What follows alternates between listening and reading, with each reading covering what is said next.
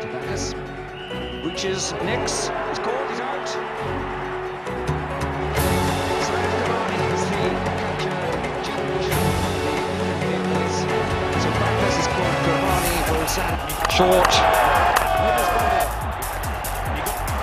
He's worked the miracle already. That's the wicket they desperately needed.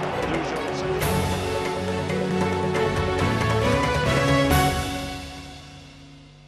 High, welcome back to cricket club. एका आठवड्याच्या break नंतर पुन्हा एकदा fresh होऊन आपण भेटतोय क्रिकेट क्लबच्या नव्या एपिसोडमध्ये. गेल्या एपिसोडमध्ये आपण इंडियन विमेन्स क्रिकेट टीमनी इंग्लंडमध्ये जाऊन इंग्लंडवर मिळवलेला विजय सेलिब्रेट केला. त्याच्या टीम मेंबर्सशी पण बोललो आणि त्यांच्या मेंबर्सशी बोलल्यावर असं लक्षात आलं की तो मिळवलेला विजय हा टीम इंडियाने मिळवलेल्या विजयापेक्षा अधिक महत्त्वाचा आहे, कारण त्यांना मिळणाऱ्या सुविधा अत्यंत अल्प आहेत. विमेन्स क्रिकेट कायमच दुर्लक्षित राहिलेलं आहे. म्हणजे मैदानावर उत्तम परफॉर्मन्स करून सुद्धा लाईमलाईट त्यांच्यावर कधीच राहिला नाही. आपल्याबरोबर आहेत अंजली पेंढारकर, माजी क्रिकेटपटू आणि महिला क्रिकेट संघाच्या मॅनेजर, आणि सुलक्षणा नाईक, यष्टीरक्षक आणि आघाडीचे फलंदाज. ॲडम गिलख्रिस्ट तिचा आयडॉल आहे आणि मुख्य म्हणजे दोघांनाही शिवछत्रपती पुरस्कार मिळालेला आहे. एका मुलीला जर क्रिकेटमध्ये करिअर करायची असेल एक क्रिकेटपटू म्हणून, तर घरून किती विरोध होतो का घरून पूर्णपणे सपोर्ट मिळतो? म्हणजे वैयक्तिक तुमच्या बाबतीत काय घडलंय?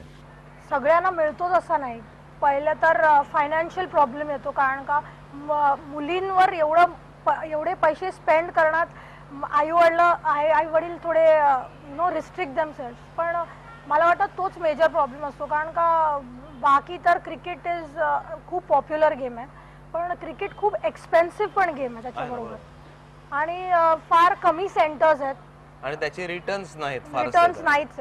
म्हणजे if we are employed in railways तर त्याचे रिटर्न्स आहेत, नाही तर रिटर्न्स फार कमी आहेत. कारण का फर्स्ट क्लास क्रिकेटला आम्ही जर खेळतो तर आम्हाला काय पेमेंट मिळत नाही. जसं अंडर 15ला मिळते, अंडर 17 मुलांना मॅच फीज असते, तशी काय डोमेस्टिकमध्ये मॅच फीज नाही आहे.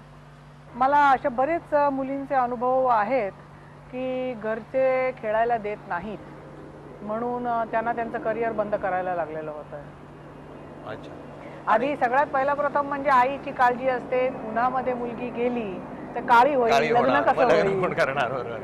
पण लग्न झाल्यानंतर मुलीला किंवा नवऱ्याला जरी क्रिकेटमध्ये इंटरेस्ट असला तरी मग मूल होणं वगैरे हे प्रकार असतात. त्याच्यामुळे क्रिकेट पुढे थांबू शकतं का असं विचार? करिअरवर तो कुठेतरी एक गॅप येऊ शकते का? बऱ्याच जणांचं थांबतं, पण बऱ्याच जणांचं चालूही राहतं. आता मला 2 मुली झाल्यानंतर सुद्धा मी 4 वर्ष डोमेस्टिक क्रिकेट खेळत होते. पण मी फक्त डोमेस्टिक क्रिकेटच खेळले. पण सध्या इंग्लंडच्या टीम मध्ये त्यांची व्हाईस कॅप्टन जी आहे लॉरा न्यूटन, तिला 2 मुलं आहेत. एक 8 वर्षाचा आहे, एक 6 वर्षाचा आहे, आणि अजूनही ती इंग्लंडसाठी व्हाईस कॅप्टन म्हणून खेळते.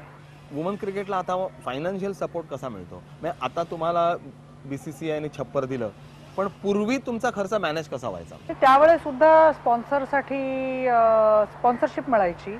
आता मी स्वतः जेव्हा न्यूझीलंडला गेले होते तेव्हा मला आठवतं महाराष्ट्र शासन आमच्या मदतीला आलं होतं. चीफ मिनिस्टर्स फंड मधून आम्हाला पैसे मिळालेले होते आमच्या एअर फेअर साठी. आणि आतापर्यंत तुम्हाला मुलींना इंडिव्हिज्युअल खर्च करायला लागायचा नाही? आम्ही खर्च केलेला नाही, पण कुणीतरी आमच्यासाठी उभं राहायचं. तुम्हाला अलाउन्स कसा असतो? खेळल्याबद्दल मॅच फीज मिळतात. मॅच फीज मिळतात. साधारण मॅच फीज कंपॅरेटिव्हली काय असतं? नाही, कंपॅरिझन तुम्ही करूच नाही, पण म्हणजे हीच गोष्ट मोठी आहे. आता बोर्डाने मला वाटतं तुम्हाला तुमच्या डोक्यावर एक छप्पर दिलाय, म्हणजे क्रिकेट नियामक मंडळाने जे छप्पर दिलेलं आहे. आणि क्रिकेट नियामक मंडळ हे जगातलं सगळ्यात श्रीमंत मंडळ आहे. बरोबर. त्यामुळे मला असं वाटतं की वुमन क्रिकेटला त्याचा खूप फायदा होऊ शकेल. हो, होऊ शकेल, पण I think only time will tell की नक्की कुठच्या परिस्थितीमध्ये महिला क्रिकेट जाईल. आता इंग्लंडच्या दौऱ्याला त्यांनी आम्हाला चांगला पाठिंबा दिलेला होता. त्यांनी पूर्णपणे खर्च केला आमचा. ऑब्झर्वर्स म्हणून राजसिंग डुंगरपूर आणि दिलीप वेंगसरकर यांच्याबरोबर आमची विमेन्स क्रिकेट असोसिएशनची सेक्रेटरी शुभांगी कुलकर्णी यांना ऑब्झर्वर्स म्हणून पाठवलेलं होतं. इंटरेस्ट तर ते चांगलाच दाखवत आहेत आमच्यामध्ये. आपल्या वुमन क्रिकेटचा नॅशनल सेटअप कसा असतो? म्हणजे आपल्याकडे कसं जर पुरुषांचं क्रिकेट घेतलं तर आपण अंडर 15, अंडर 17, अंडर 19 टुर्नामेंट, त्याच्यानंतर मग रणजी ट्रॉफी, दुलीप ट्रॉफी असा जो सेटअप असतो आमच्याकडे. पण सेटअप काय आहे? 3 टायर्स आहेत आमच्याकडे. सब junior that is under 15 level, okay, juniors that is under 19, आणि सिनियर्स. आणि सिनियर्सला सुद्धा नॅशनल टुर्नामेंट होते. ती फर्स्ट लेग होतो लीग बेसिस वरती विदिन द झोन, ओके, आणि मग विनर्स आणि रनर्स नॅशनल चॅम्पियनशिप साठी खेळतात. आपल्या सध्या नॅशनल चॅम्पियन कोण आहेत त्याच्यात? Indian railways. त्यांनी म्हणजे तुमचेच? हा, आमचेच. आहे त्याची member. Indian railways are the biggest sponsors असं म्हणता येईल का?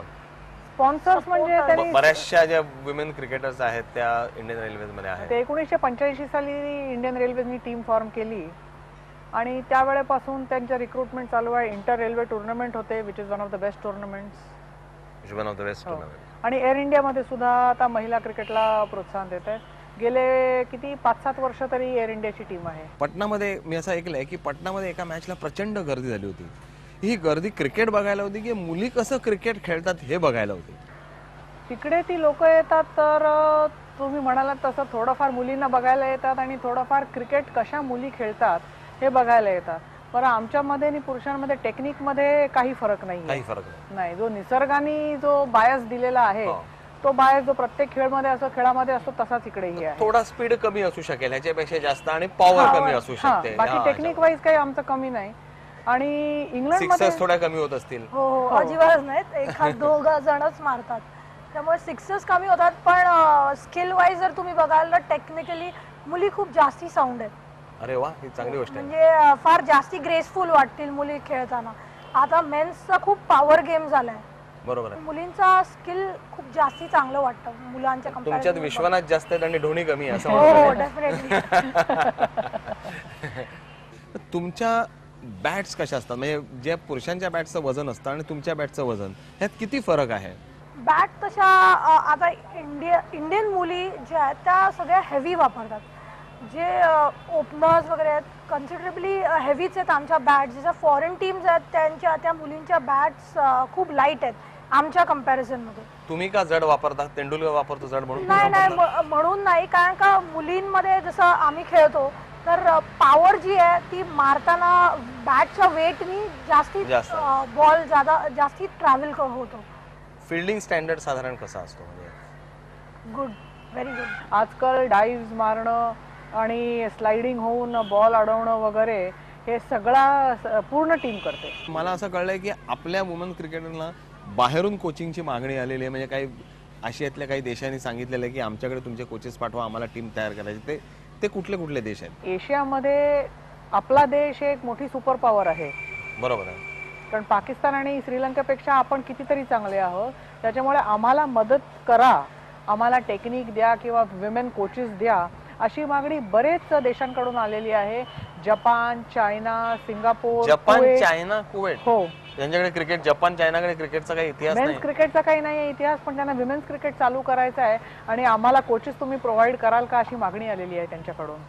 हा गेम जो पुरुष आणि स्त्री याच्यामध्ये जो दुभंगलेला आहे तो कदाचित जास्त जवळ येऊ शकतो. कदाचित मिक्स उद्या आपण जसं एक टेनिसमध्ये बघितलं किंवा बॅडमिंटन बद्दल बोललो की मिक्स डबलचे मॅचेस होऊ शकतात, तसं कदाचित मिक्स क्रिकेटही होऊ शकेल. आता बोर्ड एक झालेले आहेत, त्याच्यामुळे अजून पुढे नवीन काय होईल त्याची आपण वाट बघूया. क्रिकेट क्लबमध्ये झालेल्या चर्चेनंतर महिला क्रिकेटकडे पाहण्याचा दृष्टिकोन एका रात्रीत बदलेल आणि चमत्कार होईल असं आम्हाला अजिबात म्हणायचं नाहीये. पण थोडासा सकारात्मक बदल झाला तर तोच आम्हाला हवाय. भेटूया एका ब्रेक नंतर.